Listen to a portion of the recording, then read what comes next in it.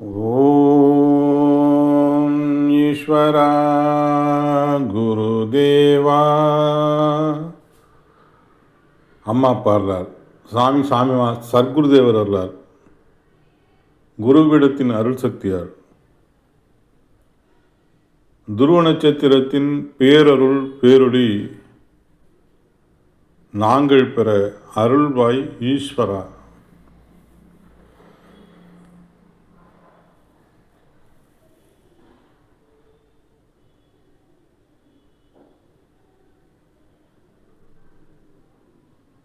துருவ நட்சத்திரத்தின் பேரருளும் பேரொளியும் எங்கள் உயிர்வழி உடல் முழுவதும் படர்ந்து இரத்த நாளங்களில் கலந்து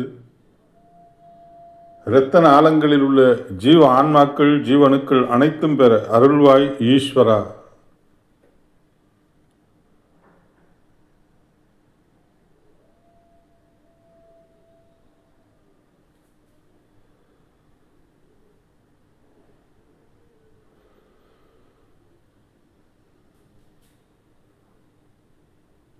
ஓம் ஈஸ்வரா குருதேவா கருணை சுரூபா. இப்பொழுது நாம் பார்க்க இருப்பது உயிரே கடவுள் புத்தகத்திலிருந்து தலைப்பு பிரம்மா படைக்கின்றான். தலைப்பு பிரம்மா படைக்கின்றான். உள்ற போல உடல் உட்கொண்ட உணவும் உடல் உட்கொண்ட உணவும் சுவாசித்த பற்பல உணர்வலைகளும்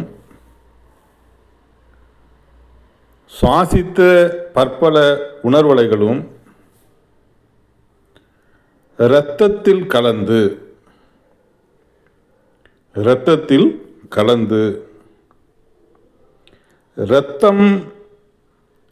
தசைகளில் கலந்து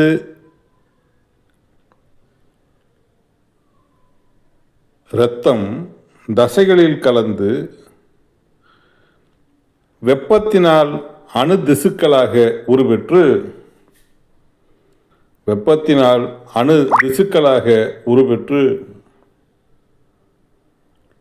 அணு திசுக்களால்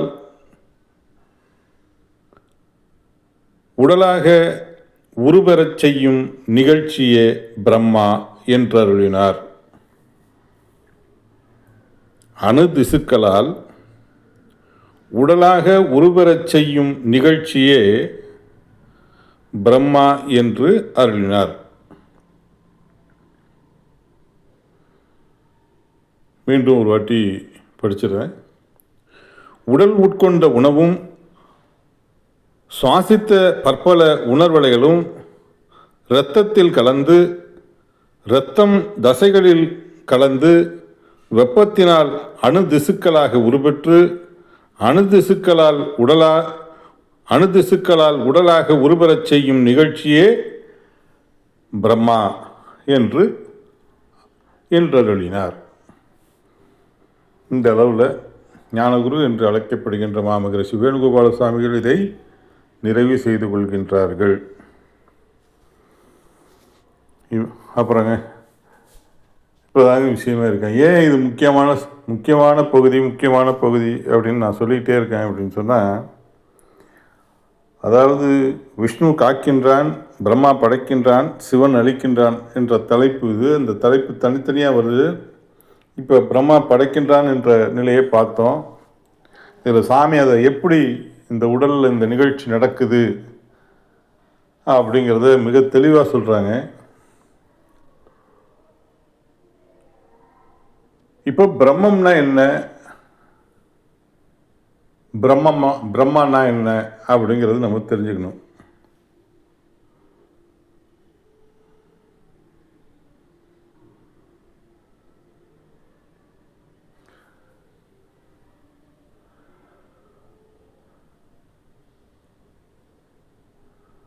அதாவது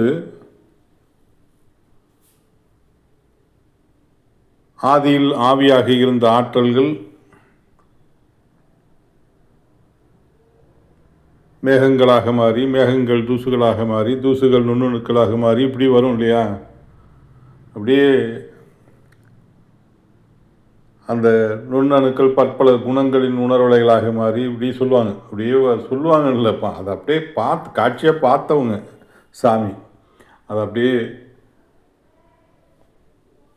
சொல்லிட்டு ஒரு அணுவாக, ஒரு பொருளாக உருவெறும் பொழுது பிரம்மம்.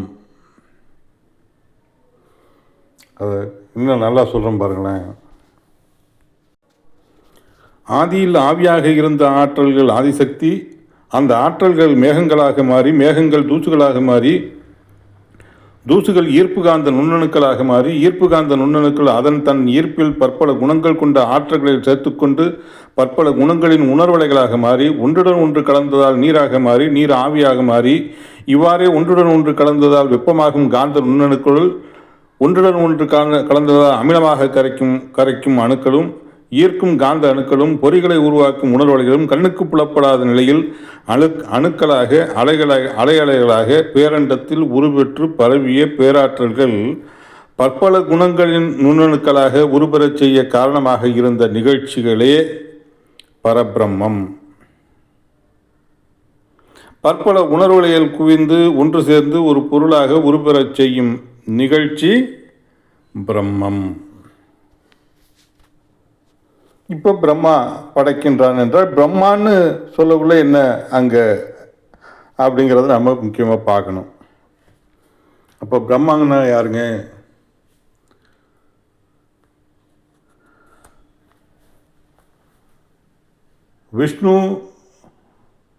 விஷ்ணுவுடைய மகன் யார்? பிரம்மா. பிரம்மாவுடைய மனைவி யார்? சரஸ்வதி, ஞானம். இப்போ என்ன ஆகுது? ஒரு மனிதன் உயிரின் துடிப்பால் சுவாசிக்கின்ற நிலைகள் ஓ என்று இயங்கி இம்மன்று ஜீவன் பெறுகிறது. சோஹம் அப்படிங்கிற நேற்று பார்த்தோம் இல்லையா? அப்போ இது என்ன ஆகுது? இப்படி சுவாசிக்கின்ற நிலைகள் அனைத்தும் நம்மளது உடலாக 24 மணி நேரத்தில் கருவாக நாம் எண்ணுகின்ற, நாம் எக்குணத்தின் தன்மை கொண்டு எதை எண்ணுகின்றோமோ எண்ணிய உணர்வுகள் சுவாசத்தில் சென்று உள்ளே சென்று இரத்தத்தில் கலந்து கருக்களாக கருவாக உருவெற்று விடுகிறது. இது நாம் தூங்க உள்ள என்ன ஆகும்? அந்த தசைகளாக இரத்தத்திலேருந்து தசைகளாக போய் உருமாறிடுது. 48 மணி நேரத்தில் இது ஒரு சர்க்கிள் முடிஞ்சிடுது. ஆக உடல் என்ன சொல்கிறாங்க? விஷ்ணு, பிரம்மா, சிவன். சிவன்கிறது யார்? ஆக நமது ஞானிகள் நமது உடலை சிவம் என்று பெயர் வைத்து அருளினார்கள். கண்களை வியாச பகவான் கண்ணன் என்று, கிருஷ்ணன் என்று அருளினார். வான்மீகி மகரிஷி நமது எண்ணத்தை ராமன் என்று அருளினார். இப்போ புரியுதுங்களா? அப்போ உயிரே கடவுள், உடலே கோயில், எண்ணும் எண்ணமே இறைவன், உணர்வின் செயலே தெய்வம். அப்போ நாம் எதை எண்ணணும்? எந்த உணர்வை சுவாசிக்கணும்? எந்த உணர்வை சுவாசித்தா நாம் நல்லா இருக்கலாம் அப்படின்னா, அப்போ அந்த தெய்வ குணத்தை பெற்ற அந்த அகத்தியன் துருவனாகி துருவ மகிழ்ச்சியாகி துருவ நட்சத்திரமானார்கள். அந்த துருவ நட்சத்திரத்தின் பேராற்றல் கொண்ட பேரொழியை அனுதினமும் நாம் சுவாசிக்க பேரானந்த நிலையில் வாழலாம். இங்கேயும் வாழலாம். அடுத்து இந்த பிறவிக்கு அப்பால் அப்புறம் பிறவில்லா நிலை என்னும் வழியாக ஒரு சரீரமும் பெறலாம். சரிங்களா? குரு அருளை பெறுவோம், அருள் வழியில் செல்வோம், மெய்ப்பொருள் காண்போம், மெய்ப்பொருளை அடைவோம், என்றும் 16 என்ற ஏகானந்த வாழ்க்கை வாழ்ந்துடுவோம். அனைவருக்கும் வணக்கம். சந்திப்போம். ஓம் ஈஸ்வரா குருதேவா. குருவே சரணம், குருவே துணை.